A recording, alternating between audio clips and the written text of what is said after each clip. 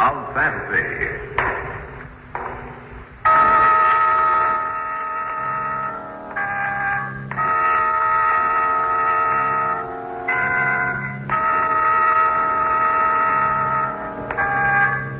Welcome to the Hall of Fantasy.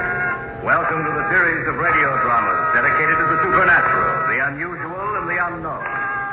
Come with me, my friends. We shall descend to the world of the unknown and forbidden, down to the depths where the veil of time is lifted and the supernatural reigns as king.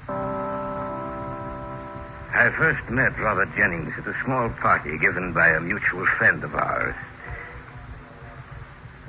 Dr. Cecilius, here's a gentleman who'd like to meet you. I'm honored. The honor is mine, Dr. Cecilius. Thank you, Mary. Well, you two chat together for a while. I'll get back to my other guests. Elizabeth, dear. I'm very interested in some writing of yours, Dr. Cecilius, especially in the term metaphysical medicine. I read them a few years ago. And I hope they didn't bore you. Quite the contrary. Just a few days ago, I thought of the subject again, and I searched everywhere for my copy of the book, but I couldn't find it. I understand that it's out of print. Yes, quite true, Mr. Jennings. I'm interested in the cause of a certain phenomenon that I have witnessed. I thought perhaps your book might help me. If you still care to possess a copy, I should be glad to provide you with one. As any author, I still have 2 or 3 around. Thank heaven you're able to help me. I'd almost given up hope. Hope of what, Mr. Jennings? Perhaps in a while I may be able to tell you, but not until then. Dr. Cecilius, it's a tale so strange and unusual that you'll say it's fantastic, but believe me, it's the truth.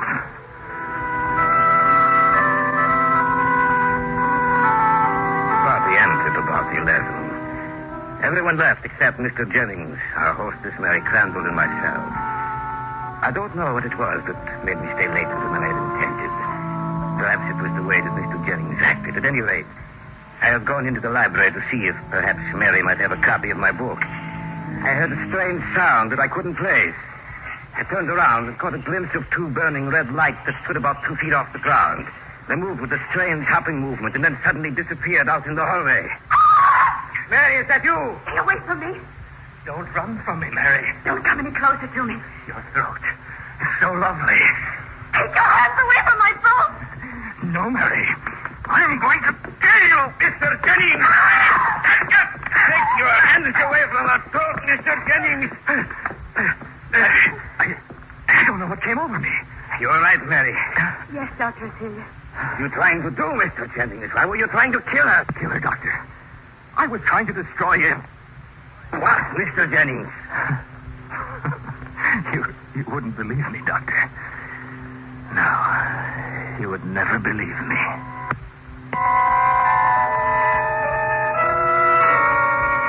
Mary and I watched him as he left the house.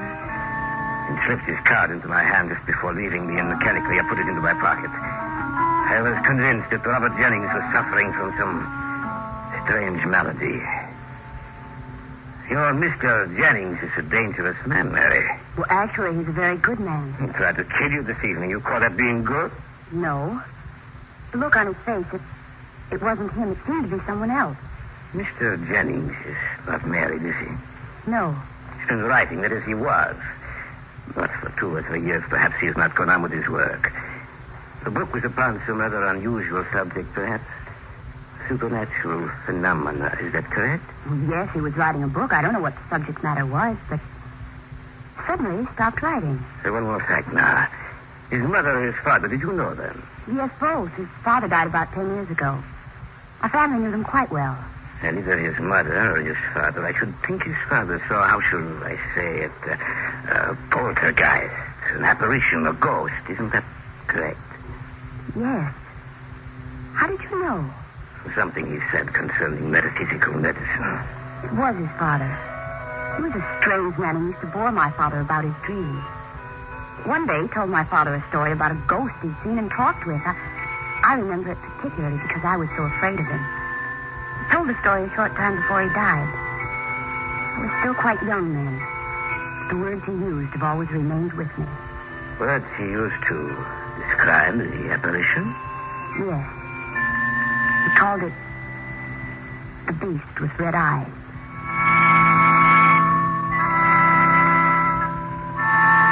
The following day, I went to call on Mr. Jennings, carrying with me the little book he had asked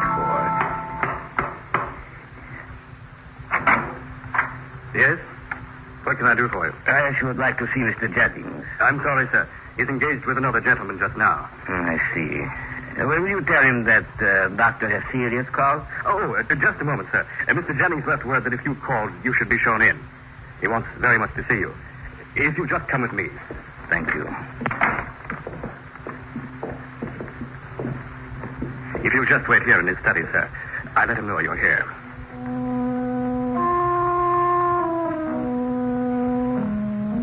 I noticed an open book on his desk. I couldn't help but go over to look at it. My eye fell upon a sentence underlined in red. There are with every man at least two evil spirits. And then I heard that strange sound again. I looked up, and over in the corner of the shadows, I saw those two dancing dots of luminescence. Then suddenly something ran close to the floor out of the room. And in the hallway... We'll return to the tale of The Beast with Red Eyes in just a moment.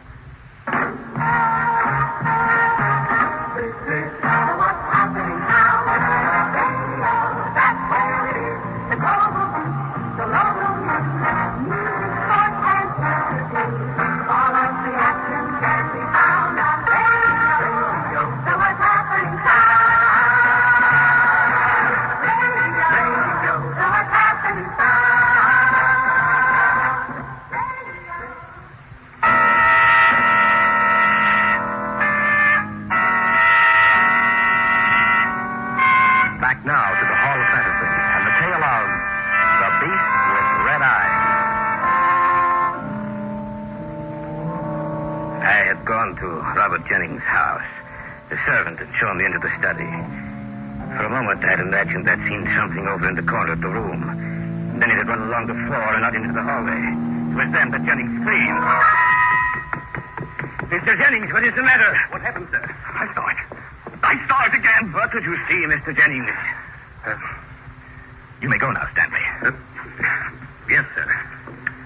Come, Dr. Hesselius. We'll go back to the study. I asked you what it was you saw, Mr. Jennings. Don't worry, Dr. Hesselius. I'll tell you before very long. I brought my book. It's there on your desk. Thank you, Doctor. By any chance, did you read part of the book I left open on the desk? I happened to glance at it, yes. I see. And what did you think? I had no time to think, my dear sir. I thought I saw something in here. Saw something? What? I'm really not too sure. I looked over at the corner of the room, over there, and I saw two luminescent red spots. It was dark in here, you know, and I saw, or imagined I saw some little animal scurrying along the floor out to the hallway. And then you scream. And you have had your first glimpse of it. What, Mr. Jennings? The beast with red eyes. The beast with red eyes? Yes. Spawn of the devil. Are you the only one who's seen this apparition, Mr. Jennings? No. No, my father saw it, too. How did your father die? I don't know, Doctor. I was downstairs when it happened. I heard him scream, and when I got upstairs, he was dead. I see. And his eyes. I shall never forget his eyes that night. They were like the eyes of the animal I see. Like a burning red fire. Tell me about it, Mr. Jennings. Tell me everything. Well, it's a rather long narrative, Doctor. Please be seated. Thank you. About 4 years ago, I began a book for which I had done research for many years. It was upon the supernatural phenomena inculcated into the beliefs of the ancients. Yes, wide and very interesting field. Yes, but not good for the mind. I wrote a great deal, seeming always to write better late at night. I was always thinking about the subject. I used to sit up very late, and it became a habit with me to sip my tea, green tea, every now and then as the work progressed. One day, I met a man who had some rare old books, German editions in medieval Latin. I asked him if I might be allowed to read them. Certainly, Herr Jennings. You could have the full use of my book. But be careful of them, for there is the touch of death about them. One night, I had stayed at his house very late. And when I went out into the street, I found that I could find no cab. So I took the omnibus, which used to drive past this house. Save for the driver, I was the only passenger. It was quite late and quite dark. I leaned back in my seat, thinking about what I had read. The interior of the omnibus was very shadowy. At the end, next to the horses, I seemed to see two small circular reflections of a reddish light. They were about 2 inches apart. I didn't know what they were. In another minute, it became rather frightening, for those two luminous points with a sudden jerk descended near the floor. And then they rose to the level of the seat on which I was sitting, and then suddenly they disappeared. My curiosity was aroused, and I moved forward, keeping my eyes upon those two red lights which had now reappeared.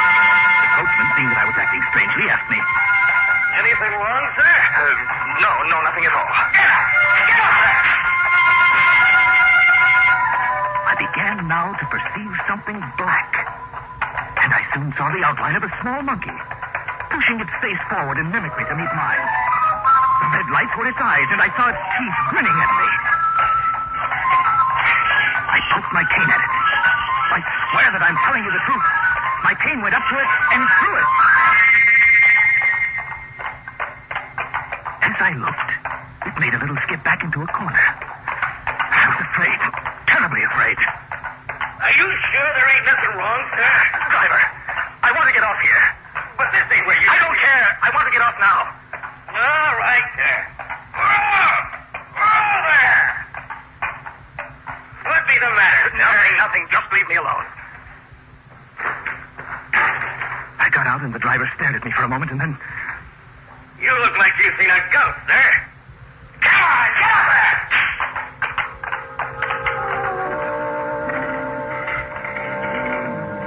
I started walking towards my house. It was only 300 or 400 feet away.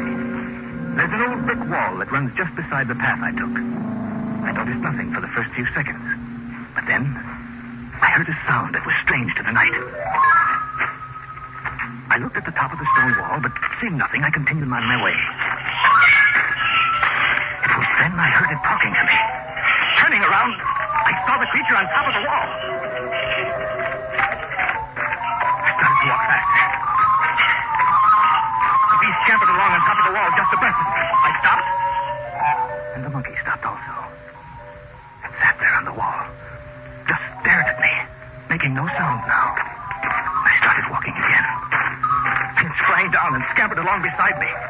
I could feel it when it touched my leg. I was terribly frightened. I began to run. I was afraid to look down as I ran. Just a short while I came to my house. I ran up the stairs, opened the door, went inside, and slammed it shut in back of me. Anything wrong, sir? You don't see a small black animal around, do you, Stanley? Certainly not, sir. Good. I must have lost him. There's been nothing around here, sir. I went into the study. This study. Sat in my favorite chair. For a few minutes I was alone. But when I finally lifted my glance, there in the corner of the room, I saw the beast with the red eyes. It was entirely visible. Not only its eyes, but all of it. As if it was surrounded by red embers. It advanced towards me. Grinning and shaking, its paws clenched. And at the same time there came the appearance of fire in the grate, and we never burn a fire in here. It came towards me, and its shattering built up into a scream, and I was sure that I was going mad. You are listening to the tale of The Beast with Red Eyes on this week's journey down the corridors of the Hall of Fantasy. We'll return to our story in just a moment. This is what's happening down at radio. That's where it is. The global beat, the local news, sports and fantasy. All of the action can be found on radio. So what's happening down? This is what's happening down at radio. That's where it is. Community activity.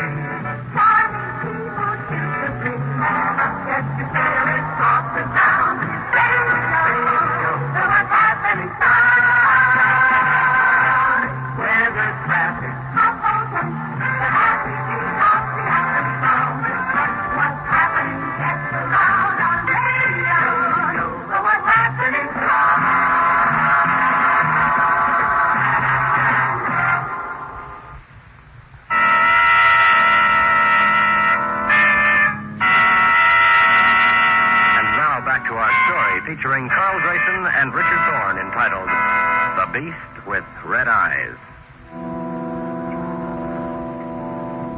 The tale that Robert Jennings told me sounded fantastic. That he spoke the dreadful sincerity of his words made me believe that he was telling the truth, telling me a tale so macabre and horrible that even I was frightened.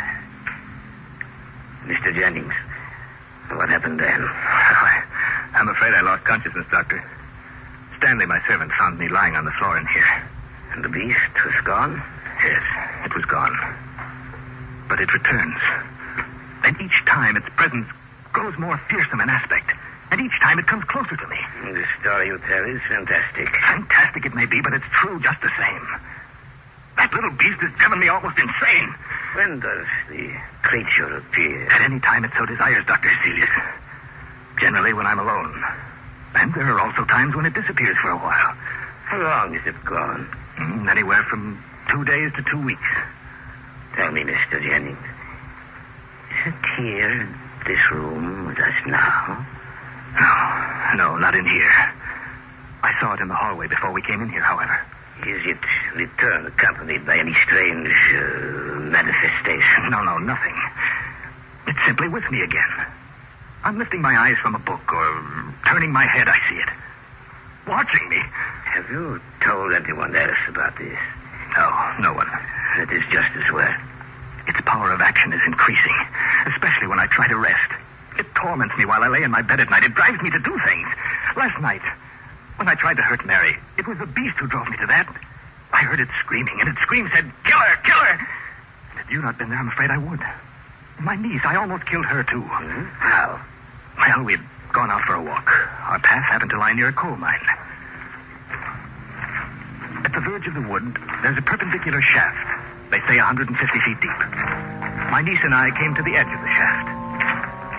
You look so strangely, Uncle Robert. It is nothing. You act as if you see something down there. What is it? Nothing, my dear. Nothing at all. Do you hear anything? No. It's so deep down there. So terribly deep. So deep. Her scream brought me back to reality. I had been on the point of pushing her down there to certain death. Always urging me to crimes, to injure others or myself. You're very tired, Mr. Jennings. Perhaps you'd better rest. I have no time to rest, Dr. Hesselius. I see. I want you to help me, Doctor.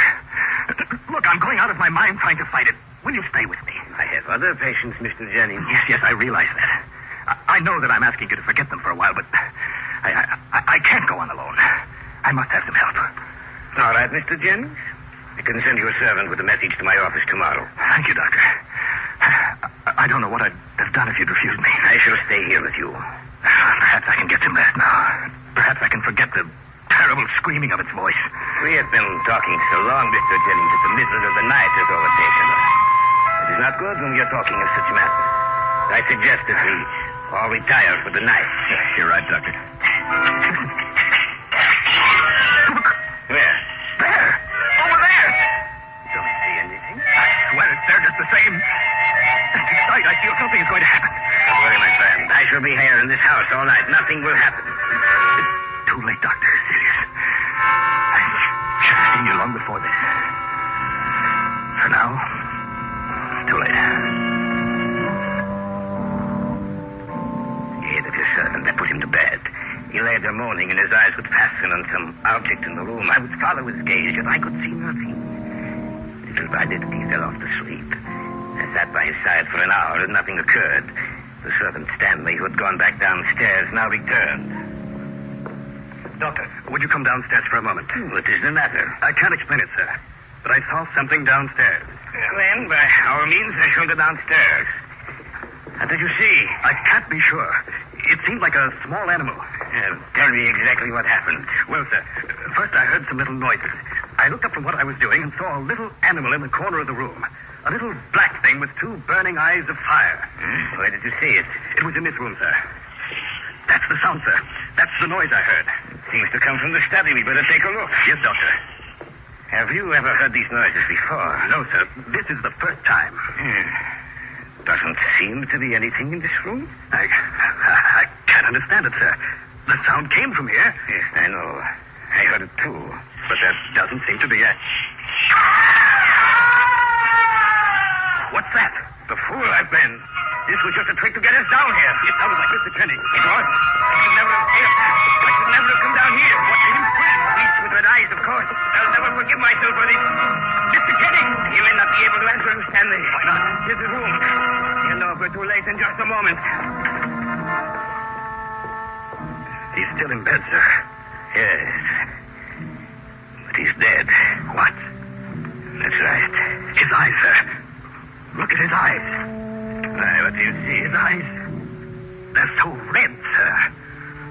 Like blazing coals of fire. They look just like the eyes of that animal I saw.